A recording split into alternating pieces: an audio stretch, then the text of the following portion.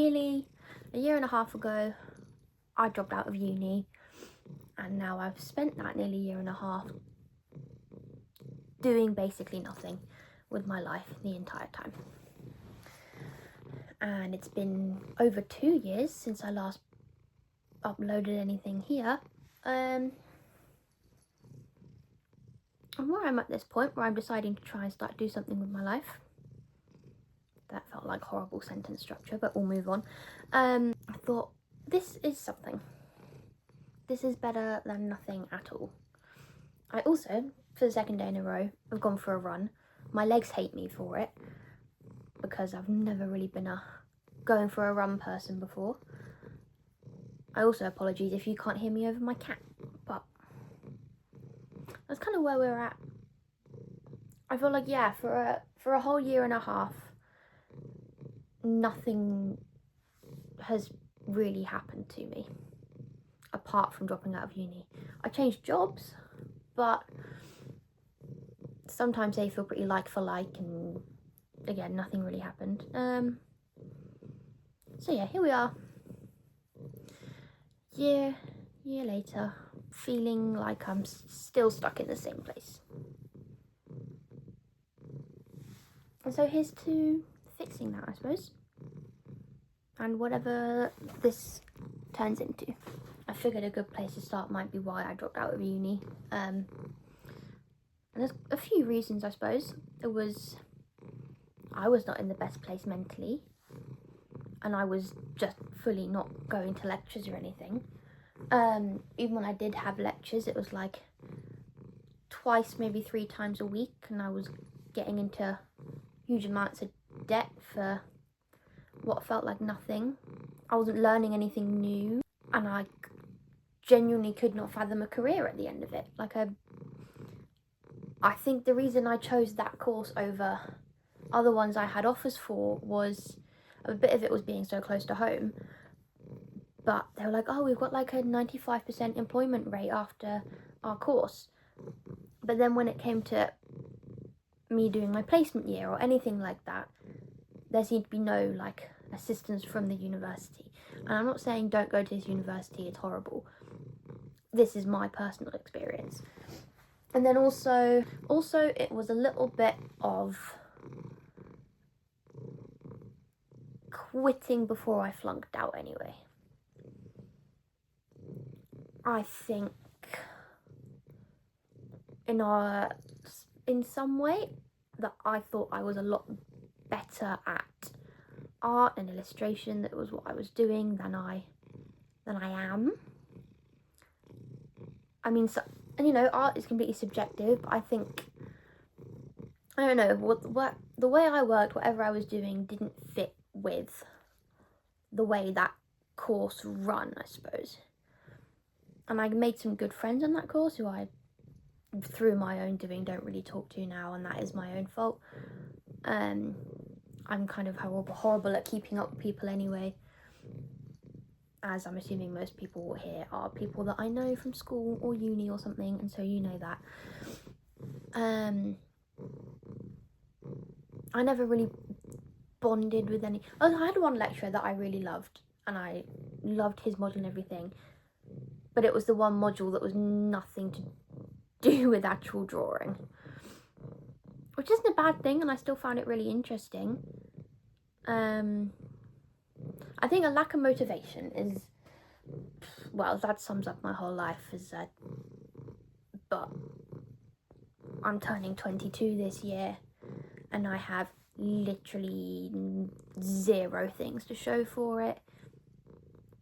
I don't know, maybe for some people that's okay, and I'm saying if you're in the same position, that's okay for you too, but I feel like I'm wasting literal years of my life, so time to do something. That's basically where we're at, why I left uni, why I decided to do this again. Honestly, the amount of times that I've half recorded videos and then gone, no, lost my motivation again, and I've just stopped doing it. So this one we're gonna make stick. Another big thing for me personally is that I feel like I'm in a constant state of falling behind or not doing enough in comparison to everyone else my age. And that is that all of my friends are still at university, or those that didn't choose to go to university have got good apprenticeships or good jobs. Whereas I did get into uni, decided to quit that pretty much because I knew I was failing it anyway by my own doing, and then working a part-time job where some weeks I'd get 0 shifts. I've also never really dated properly or had boyfriends or even just talking to people, or if I am just talking to people, it has never ended well in the past. Well, let's see, I had a boyfriend, which barely counts because we were at school and most of it was when we were in lockdown, when I was 16, and I have not been with a single guy since then in a romantic sense. And I talk to people, and I mean, at this point, I'm the only common denominator, so I don't know, I have a good habit of scaring them off. Which my friend said, actually, last time I saw her, was that when you like people, you like them quickly and intensely, and you're not very good at hiding that. And I get why that scares people off. So I get it, but it feels a bit sad. Like, I don't quantify my whole life based on my relationships, and I'm not unhappy not being in one, but it gets to a point where everyone around you is meeting people and getting into relationships, and you're alone, and you end up being not left out, because I have lovely people who make sure to include me, but it's always something that I've lacked in comparison to everyone else.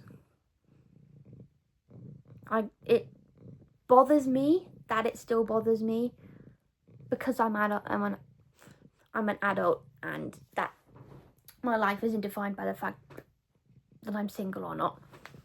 But it's also nice to know that you are wanted and desirable and lovable.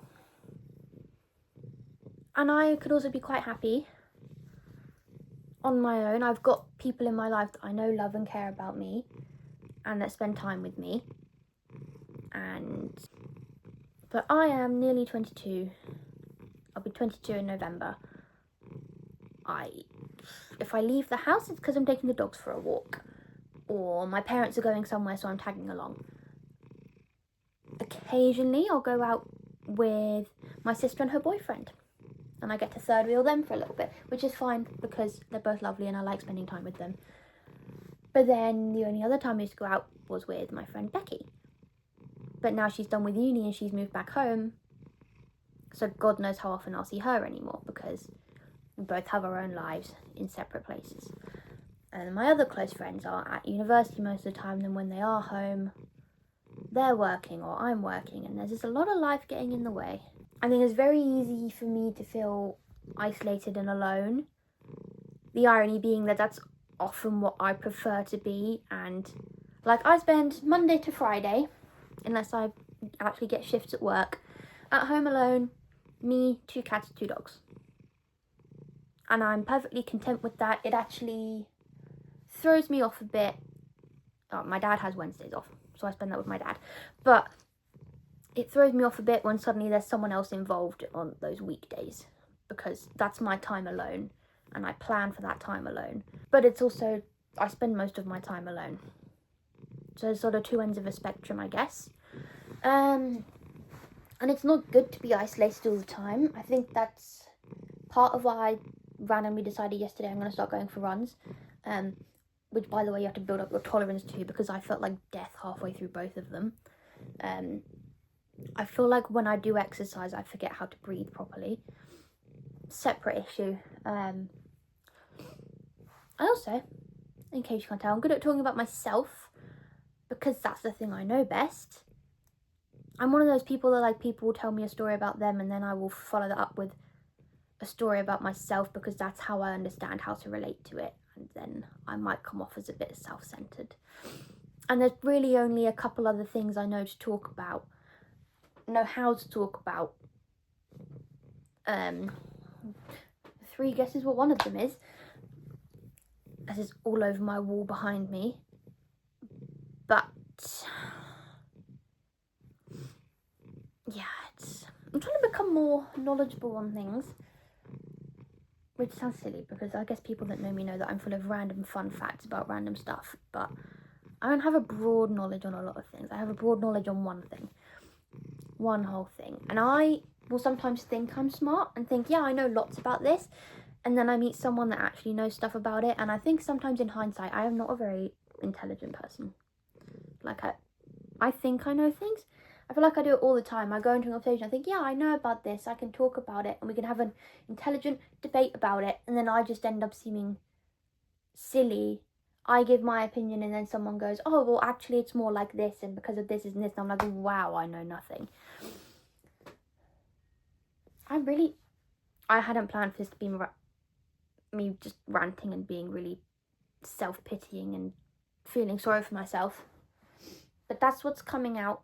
None of this is scripted or planned. I'm just talking. So yeah, apologies for that. I maybe want to make some little happy video or something, but not today. I don't really know what else to follow this up with. Maybe this will just be a short one to get back into it. Who knows? I don't know. But that's off my chest at least. Also, apologies anyone I know in person watching this and realising, ooh, like, I don't want to make any of you feel bad by me unloading all of this. It is all issues with me and myself, not with you.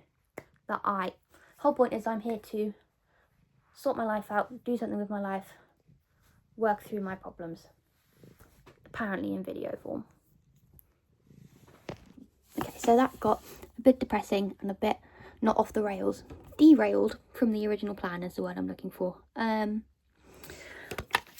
I don't know, I guess maybe if you can relate to any of that, or you're interested to see if I ever get over any of that or anything, I guess just stick around, please. Show me some love. Now I'm begging for it, which is a bit sad. Little inadvertent room tour as well. But basically just, yeah, help a girl out. Maybe subscribe and help her make something of her life. Even if being a YouTuber / influencer was never her original plan. It's the plan she has now. For now. We're working on it. But yeah, sorry for getting a bit depressing on everyone. And I'm going to try and do this once a week. Not the depressing rants, but the video thing. So yeah, thank you. Bye.